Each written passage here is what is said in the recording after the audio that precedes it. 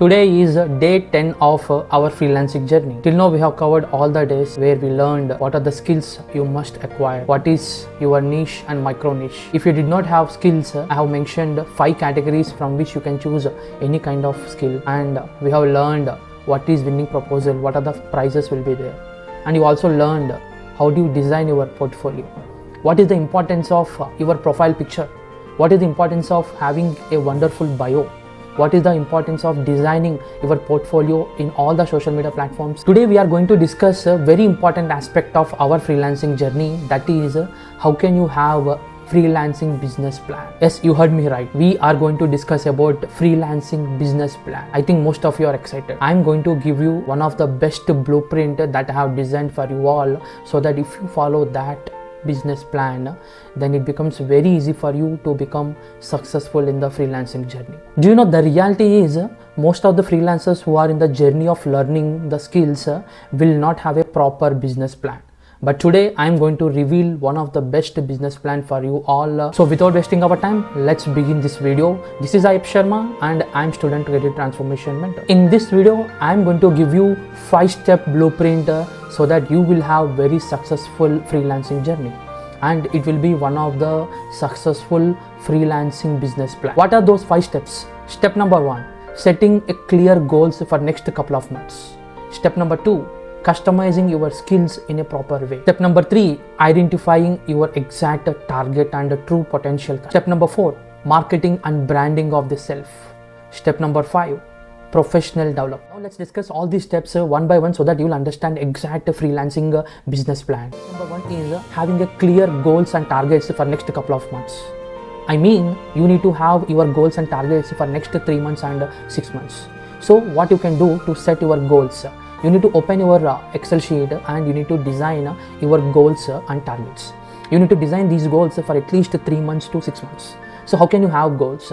You need to have every week goals, monthly goals, as well as your daily goals. So these goals are like which are aligning with your skills, what exactly you have to do every day, how do you improve your skills, and how do you visible in all the social media platforms as well as freelancing platforms. This is what you all have to do. The advantage of doing this process is you will have the clear idea what to do every day, as well as what are the goals you have to achieve weekly, monthly, and also half-yearly. And if you have these clear goals and targets, it becomes very easy for you to identify in which direction you are going, what are your strengths and what are your weaknesses, and where you are exactly lagging, and in which areas you have to improve. All these analytical things you'll understand if you have a clear on picture and also on record goals and targets. And this particular step number 1 is very important to have a successful business plan. Number 2 is customizing your skills.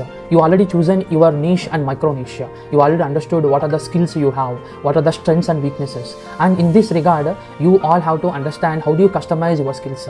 Even though you are targeting a particular category of a skill, I mean your niche and micro niche, then how can you have different project levels? In a particular niche, how can you serve others? How can you give more value to your clients and customers? For example, you are a video editor or a graphic designer. Then the next question is in what way you can help your clients in video editing. What type of videos you can edit? How can you add audio to the videos? Whether you can able to edit even audio files or not? Whether you can add some kind of animation or graphics to the videos? So if you could do all these things or not, that means from basic level to the advanced level, what are the things you can do while editing the videos in different ways? In what manner exactly you are trying to give the support to the client by making video editing? You need to customize all these skills.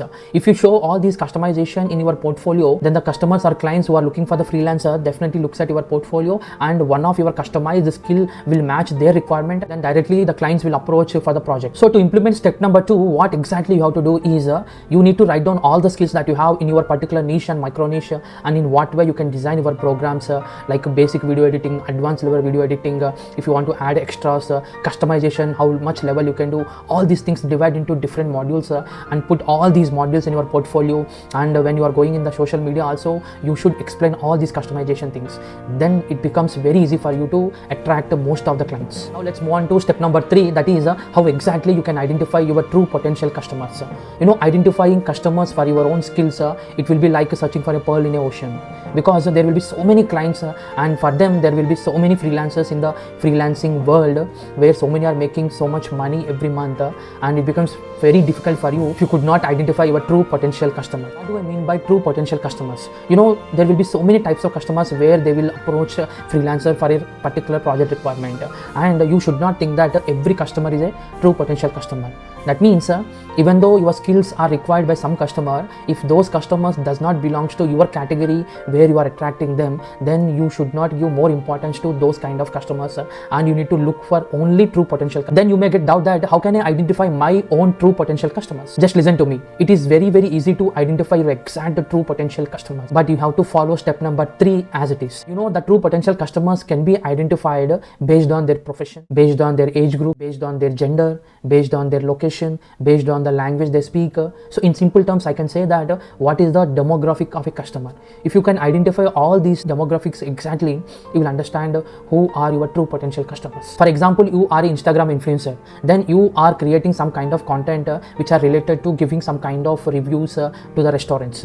You are promoting different types of restaurants, different categories of foods that are available, and how the customers can approach those restaurants if you are doing this particular content in all your social medias. Then how can you attract your true potential customers? Then in this case, your true potential customers are your restaurant owners. So in this case, what are the demographics of your true potential customers? Your restaurant owners most of the times will be of age above 30. So in which area you are creating content, that particular local language, maybe it is Telugu, Hindi, Malayalam, Tamil, what is the language of local customers that you have to choose. And what is the profession? They are the owners, they are the business magnates, they are willing to pay to someone so that if their business growth happens, they will be ready for anything. And what is the gender? Most of the restaurant owners are male owners, and I'm not saying that female owners will not be there, but I can say that 90% will be male owners will be there, because restaurant business is such a business where so much involvement will be there, and most of the commitment will be taken by the males. So by considering all these factors like age group, their language, their profession, where exactly they live, location, and what are their expectation, all these things, if you can understand really, then you create content accordingly and you promote yourself. Self-branding can be done very easily, and this is the way of attracting your true potential customer. Step number 4 is marketing and branding. When it comes to marketing and branding, I'm talking about self-marketing and branding, and I'm not saying that you should not depend on some marketing agencies, but as you are a beginner, you should depend on self-marketing and self-branding. The reason is initially you may not have more followers and your content cannot reach for large group of audience unless and until you understand how the market works, marketing strategies. How can you go for branding? You should not depend on some marketing agency. So during initial days, you should focus on self-branding as well as self-marketing. How can you go for self-marketing? It is very easy nowadays because of social media. You can be available in all the platforms like LinkedIn as a freelancer, or in Instagram like creating content, or creating some channel in YouTube, and also promoting yourself in the Facebook. So if you could do all these things, you will be visible to so many people in the initial days and a large group in upcoming days. So during initial days, you can also go for some kind of ads in Facebook, YouTube also. So when you go for Facebook ads, it applies to Instagram also. When you go for YouTube ads, it will reach most of the customers, because YouTube is the second largest platform where so many subscribers are there. Don't think that these Facebook and YouTube ads are very costlier, which is not correct. Even if you spend just 2,000 to 3,000, you can have ads for few couple of weeks. So from time to time, by running the ads in which you promote yourself by shooting some kind of advertisement video, or designing some kind of poster which shows all your skills, your expertise, all the modules that you have done as a customization to serve the clients as a freelancer, you can promote these things in the form of ads in social media. And most of the times you need to focus on LinkedIn as well as all the freelancing platforms, because there more clients will be available and freelancers will be available in these professional platforms. Now let's move on to last step, that is step number 5, which is called professional development. Most of the freelancer will commit mistake in this step because once they have certain skill, they will not develop themselves. That is called self-development. Even though you have chosen particular niche or micro niche and you have certain skills in those niche, then you should not stop there itself. You need to evolve over a period of time. You need to learn so many skills in your category. You should be very much updated with the technology. You must know what are the latest tools that have evolved in the software industry. So if you are updated from time to time, then definitely you can attract more and more clients, and very easily you will get so many projects. Thank you everyone. Thanks for watching the video. Please like the video and also comment in the video what are the questions you have. Share this video to all your friends, and also do subscribe to the channel.